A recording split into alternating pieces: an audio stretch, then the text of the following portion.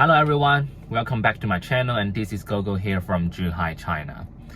Since the delivery of my 2021 Made in China Standard Range Plus Tesla Model 3 in January, I've owned this car for 6 months, and I've driven it for about 10,000 kilometers. And now I think it's time for me to give you a long-term ownership review of the first 10,000 kilometers of my TFP battery Standard Range Plus Made in China Model 3. So now let's begin.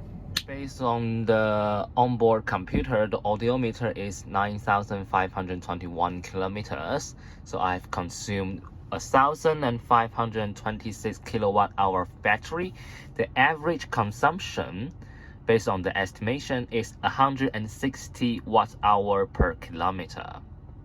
So before let's say June, it is quite cool in Zhuhai, not so hot.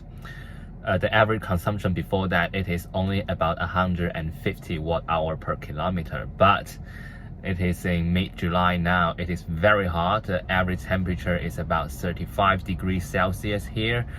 And I always turn on my air conditioning at 22 degrees and at auto. So I think the AC consumes a lot of electricity, and the average consumption increased from 150 to 160 watt hour per kilometer because of the hot temperature here in southern China, Zhuhai. So as we can see, this car consumes more than 1,500 kilowatt hour battery of energy, of electricity, and 95% of those electricity I was charged at my home. So I installed a wall connector at home, and I hardly ever use Tesla supercharging network. And for these 10,000 kilometers, I think 90% of them were in-time driving. Only 10% of them were driving on the highway, because I use this car mostly in downtown Zhuhai here. And the average consumption is quite weird, I have to say. The average consumption for me in downtown driving, in city condition driving, is higher than the average consumption on highway condition. And usually in downtown Zhuhai, the lowest consumption I can get, it is about 150 watt hour per kilometers. But for highway condition, the average consumption for this LFP battery Standard Range Plus Model 3 is incredibly low under proper temperature here. It is only about 110 to 125 watt hour per kilometer. That is very, very low. And please notice that I'm not driving so slow, okay? The speed is at the highest legal speed available here, which is around 100 to 120 kilometers per hour. So as for the estimated range, based on the onboard computer here, when I got this car fully new, the EPA estimation at 100% state of charge is around 420 to 422 kilometers. And now after almost 10,000 kilometers, the 100% state of charge here based on EPA estimation is around 418 to 420 kilometers. That's a trivial difference. So I don't think it is based on battery degradation.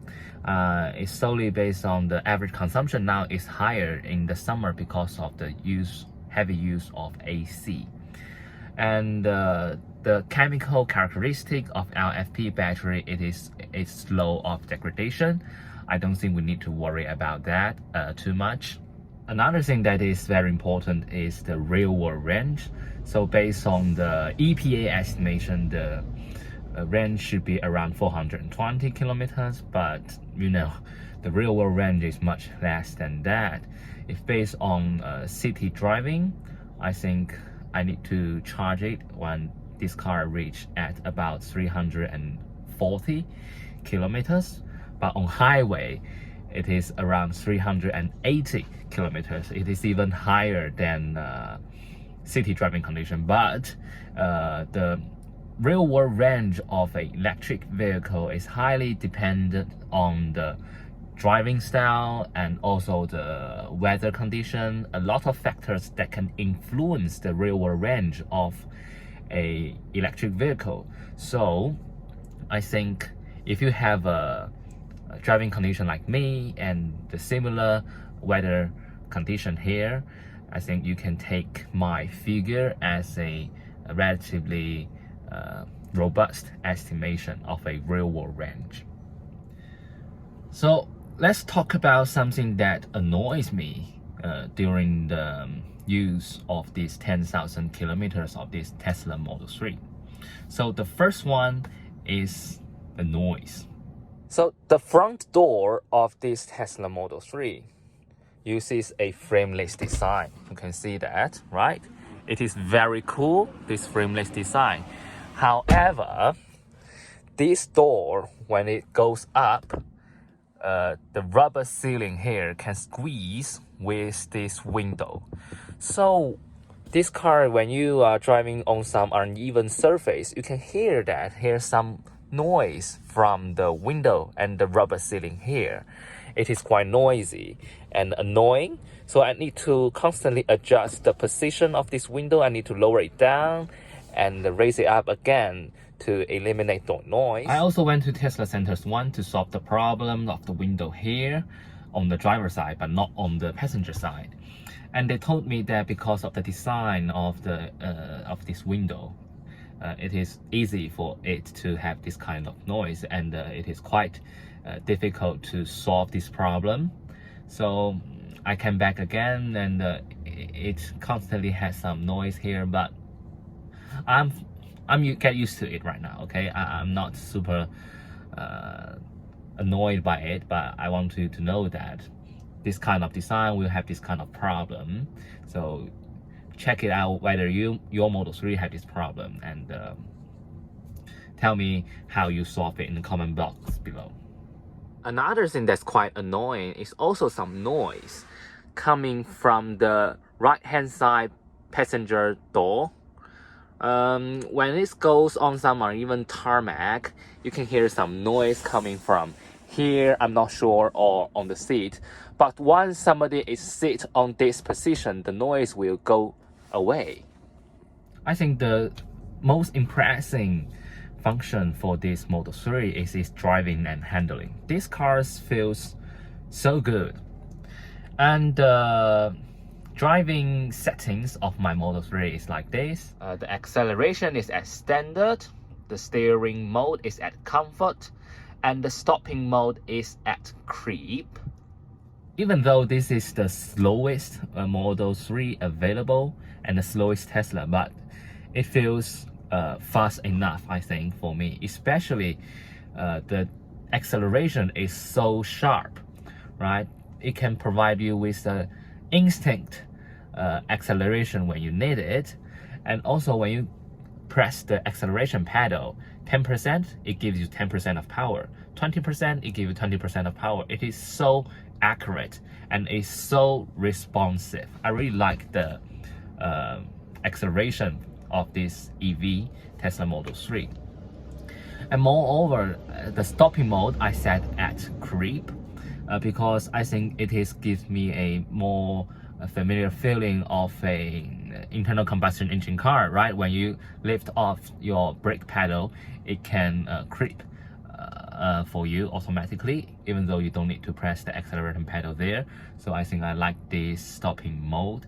And for steering mode, even though I set at comfort, I still think it is a little bit heavy for in-time driving, but it is fine, I think, for male, but for female drivers, you may find it a little bit heavier than you expected, right?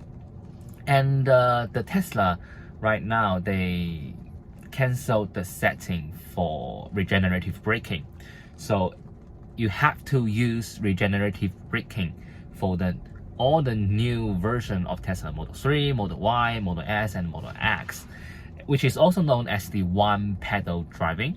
Do I like it?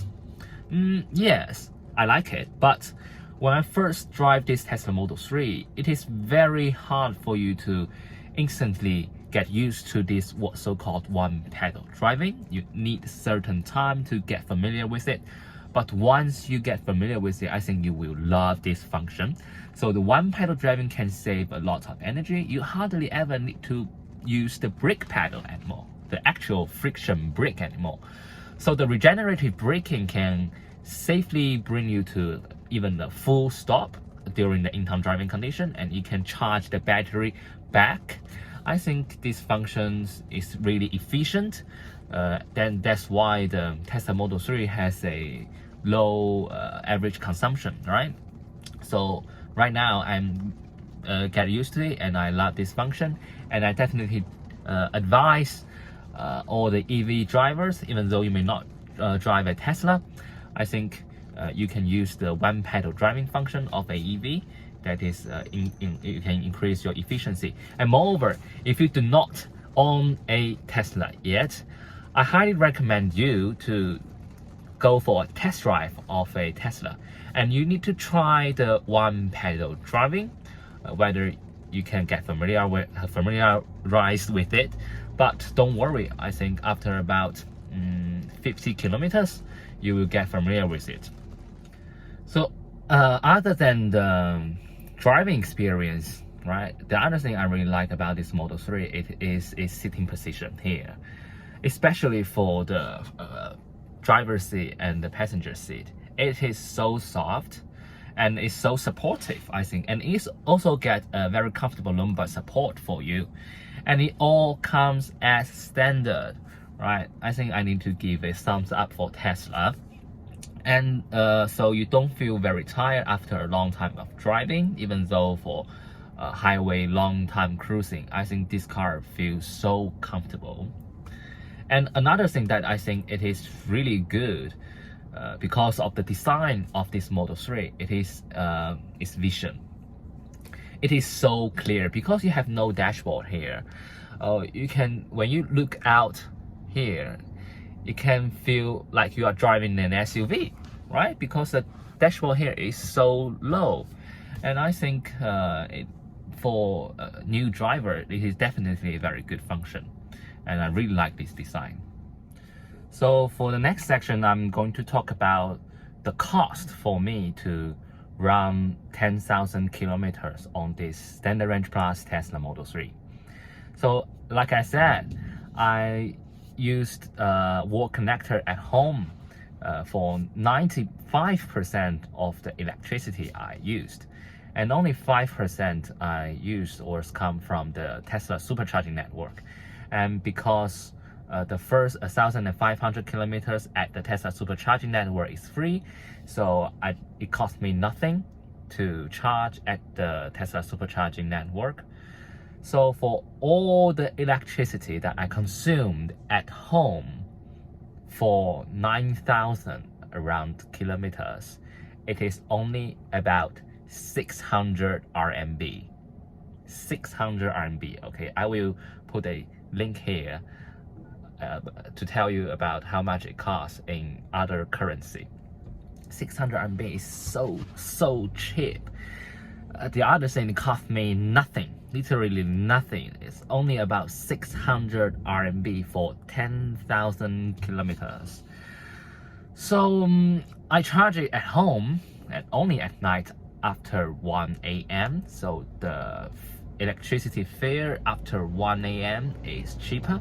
It's only about 0.33 RMB per 1 kilowatt hour. So to fully charge this car, it only costs me about 13 to 15 RMB.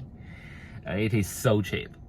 So it saved me a lot of money to run this car for even 10,000 kilometers, right?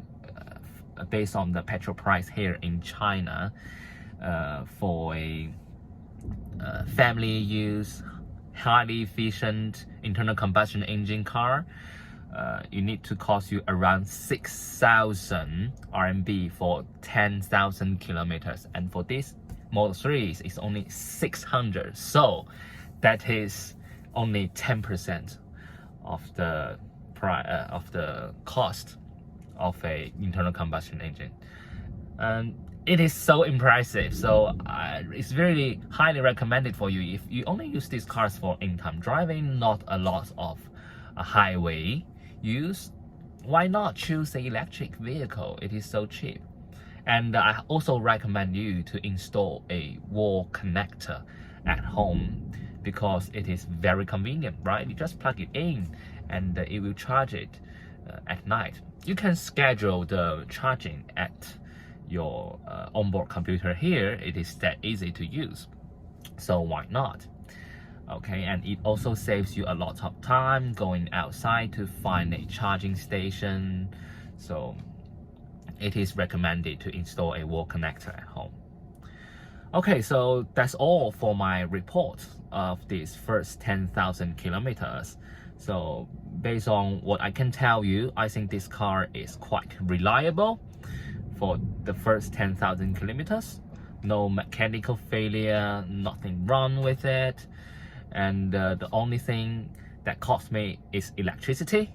As I told you, it's only 600 RMB, right? That's all for today's video. If you enjoy watching it, please like it, share it, and comment down below about any question you have related to Tesla Model 3 and other Chinese-made electric vehicle as well. And in the future, I will also review more and more Chinese-made electric vehicle. So please subscribe to my channel and keep it updated. Thank you so much for your support. See you soon. Bye.